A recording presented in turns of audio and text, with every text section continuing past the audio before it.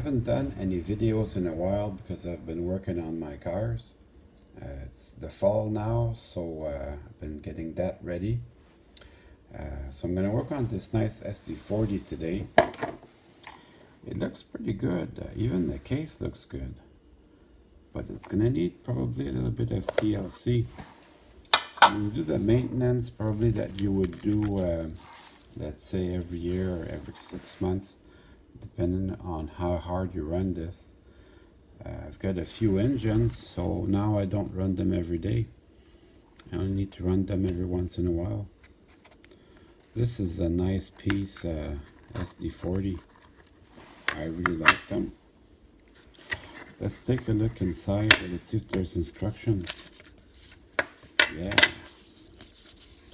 there's instructions here. So I don't need them, of course, but it's nice to know. My video can actually replace your instructions because I am going to take this apart. That's a real beauty. So we'll fold this back, put it back under here, and the first thing I'm going to do, I'm going to take this to the track just to see how it runs. So it's running a little noisy.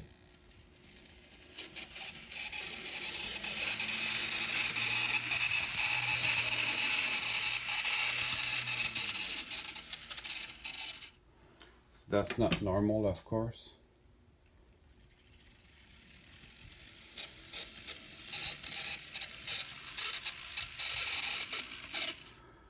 So we're gonna go fix that.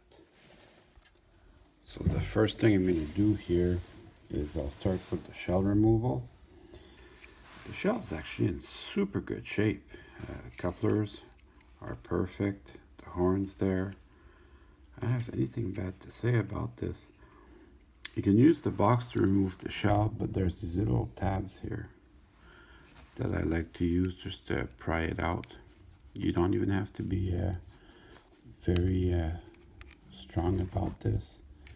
It just comes right out. Nice and easy. So that's all you gotta do to remove the shell. Pry on these little tabs.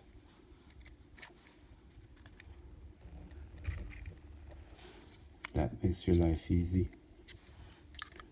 This one just needs to go up just a little bit more. And then it'll be done. When my gas tank came off. That's okay. Contact strips can fall out, that's fine. Let's just grab this shell off. And then the shell, I'm just gonna clean it with my toothbrush and some dish soap. I'll do the gas tank at the same time. This only takes a minute and it really does help. I really enjoyed this checkerboard they put on here. See if I can get the light on it so you can see it on the walkways. This checkerboard is really cool. It's very good extra detail that they put on. So while this is drying, I'll work on my drive unit. So I can remove my light shades. I stick them in the box so I don't lose anything. If you have small parts, for example, if I took out my horns, I would put them in the box. But today I don't need to do that, so I'll just remove the lights. Yeah, very important to keep your stuff organized. This thing's been taken care of. Usually it's not that hard to remove the light. So they probably have never been removed before. Well, the other reason why it was making so much noise was also because certainly it had never been lubricated before. The wheels are relatively clean. It had really good electrical pickup. Wow, these are really stuck in there.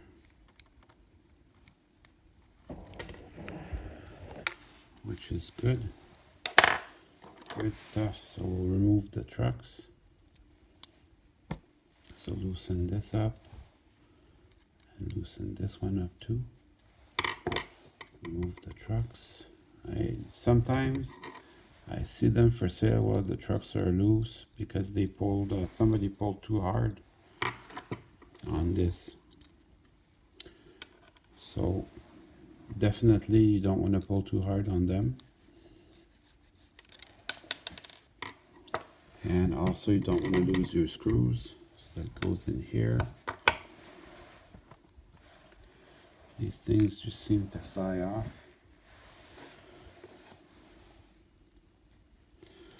So remove the front truck. So I'll spread out the frames. Spread out the frames nice and easy. Just push on these little tabs here that hold the frame together. That will reveal our motor and our worm gears. So the motor and the worm gear, everything looks good, but I'm going to take a minute to lubricate them. They don't even look dirty. That's a very good thing. So all you need to do is put a drop of oil. You wouldn't need to take them out, but because it was a little bit noisy, I'll take them out and I'll take a good look at them.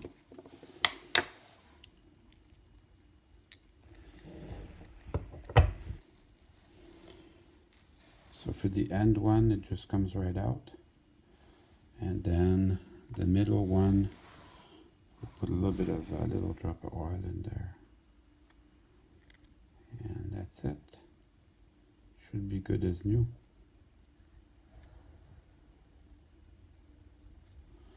Now do the same thing for the other one.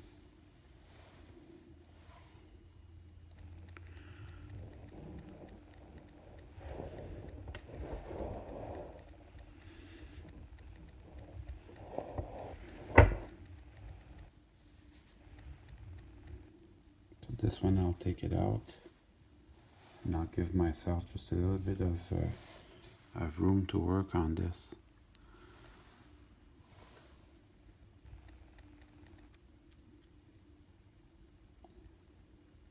And that's it, just one drop.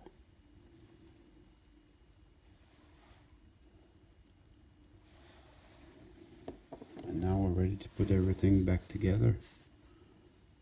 Now I am going to put a drop of oil also on the motor.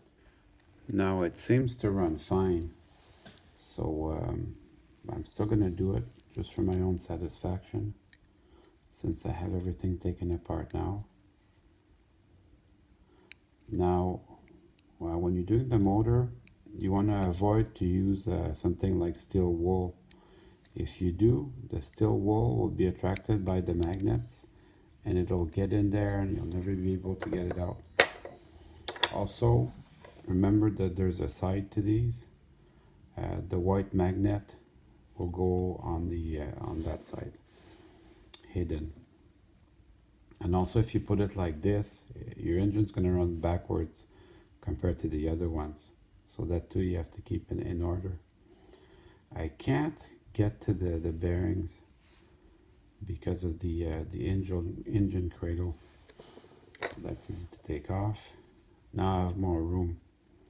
Whatever you do, do not put lubrication in there. This is where the commutator is with the motor brushes.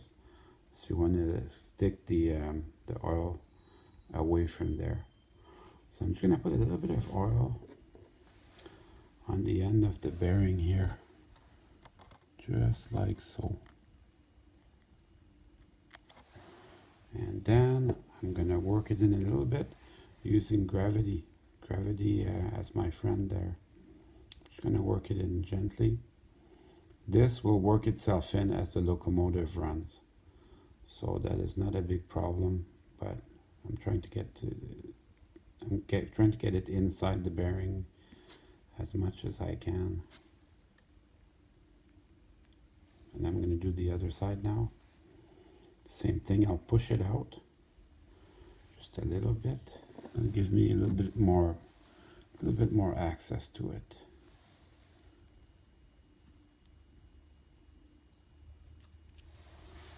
And then I'll work it in exactly the same way.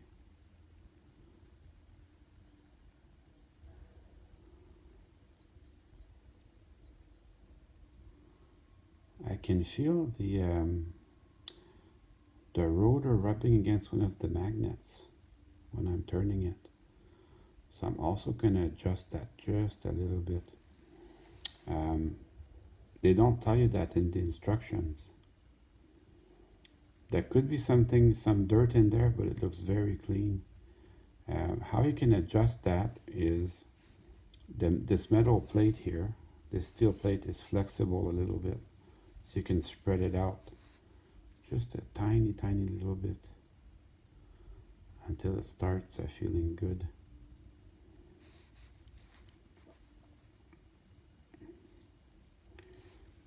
You can actually adjust that.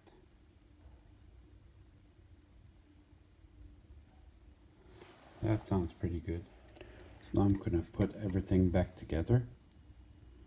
Now that I'm happy with this. So the engine cradle goes right in. Yeah, that feels really good. And the motor goes back in the frame, keeping the white magnet hidden.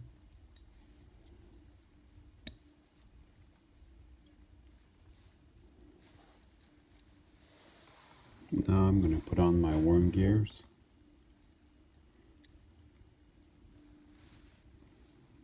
You can move the motor, help you line up the hex nut that goes in there at the end of the drive shaft. Then you put the middle one in first, and then you put the outer one second.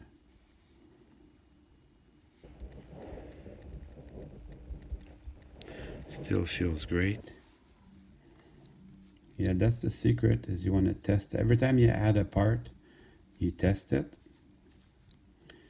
And then that will give you a good idea of what's going on. So I'm gonna move the motor till I get my hex nut in, and then line up the bearings in the frame. And that feels pretty good. Don't forget these little black things here, they're insulator, they insulate the frame. So you absolutely need them. And then I'm going to put everything back together. The second half of the frame should go right in. It locks up on the motor mount pins. I'm going to test it with my test leads. And then I'll know for sure if I did a good job so far. There's my test leads. Sounds pretty good. Forward and back. Well, this is an amazing engine. Extremely good quality to begin with. So that does make it easy to have a good result at the end. I'm going to start my screws. I'm just going to start them. So that will be the end of the frame part, and then I'll get to the trucks. The trucks usually is actually where the noise comes from, so it's very good to take your time, make sure they're perfect. There wasn't too much wrong with this unit, still needed a little cleanup. The wheels, I like to have my wheels squeaky clean, so that's the secret. With the clean wheels and clean track will allow you to enjoy your N-scale engines, because there's nothing worse than having your engine stop if you go over a switch. You'll notice I don't have any switches on purpose, because I enjoy to have the train. I have some trains which are very fussy, and I don't want them to stall, so I have no switches. Doesn't matter, have lots of fun. So we'll do the trucks now. The trucks look very good. I'm still gonna clean them. So these have an arrow. The arrow will point to the outside of the train. It'll help you line them up when you're putting them back together. The outside of the train edge of the truck is also a little smaller, so it doesn't interfere with the coupler. So once you have the sign frames out, you can take the little contact strips out. And now you have access to your wheels. The wheels are identical, so you can mix them up.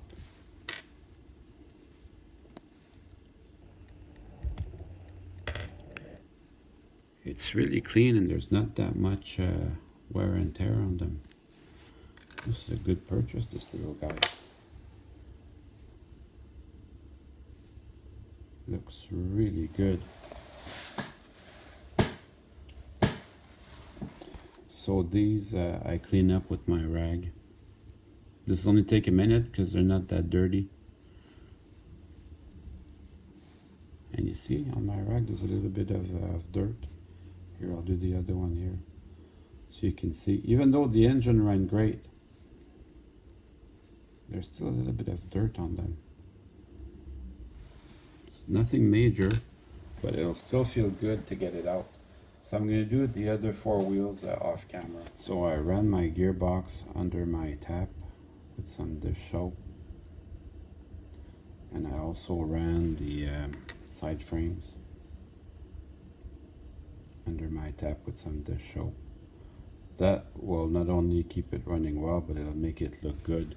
Although there wasn't too much wrong with this. So that's going to be a quick video because everything was in good shape to begin with. Nice. So I'll just put my wheels back on. One time I bought an engine that was caught up in Hurricane Katrina, and it had been exposed to the salt water in the surge, and I managed to get it running, still running today. I don't suggest putting salt water in your motor, but that particular guy, it was a U25B, managed to survive that. So although I don't recommend putting your engines in water, the motors, I've seen them survive it. But as far as the gears are concerned, the water won't damage it. And also, I'm putting them back together wet. These will drip down. So it's not a big deal. It'll just drip down and evaporate eventually. Test it with your finger. Make sure that you're not hearing any noise or feeling any resistance. And that's it for that truck. I'll do the other one off camera. At this point, I'm going to put everything back together, starting with the contact strips. So these, they just go over and under. There. Then we'll do the other side. Now they'll be a little bit loose. They'll be a little bit loose, so I'm going to hold them with my finger. The gas tank holds them in. But until I put the gas tank, I'll have to leave them like that. Remember, there's an arrow pointing out. So I'll put that just loosely in here. Check them to make sure they go well. Then I'll do the other one with the arrow pointing outside.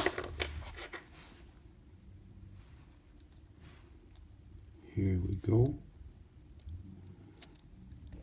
Now you don't want to force them too much.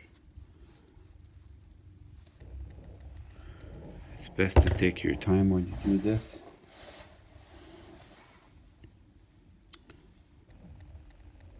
I want them to have enough power on them to keep them in. Now before I'll put my gas tank on, I'll be sure and line up my contact strips. So everything looks good. Grab my gas tank. The fill holes for the gas tank, which are these, they go to the front. Oh, that looks good. Looks real good. I'm going to tighten up my screws.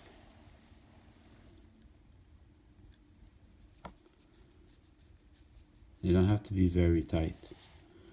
They just have to be tight enough so that they don't move. That's all you need. Double check everything. Everything feels good. I'm gonna put the lights back on. See, now I don't even have to look for anything. Everything is right where it should be. And then I'm gonna check it on my bench, and then I'm gonna check it on the track before I put my shell. I'm gonna put it on the bench.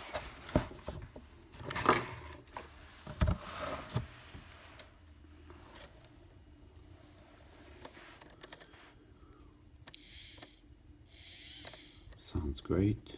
Check the other side.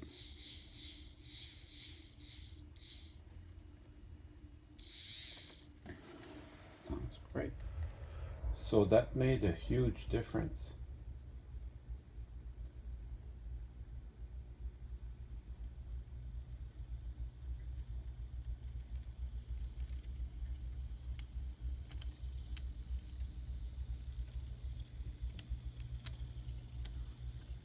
You can barely hear it now.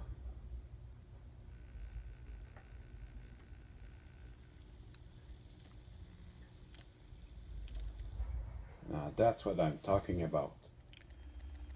Okay, well now all that's left to do is put the shell back on, and you want to make sure there's no water left in there, which it's had plenty of time to dry. So I'm going to just snap this back on. Nice and easy. And now it's time to run some trains. Well, I hope you enjoyed the video. I certainly had fun making it for you.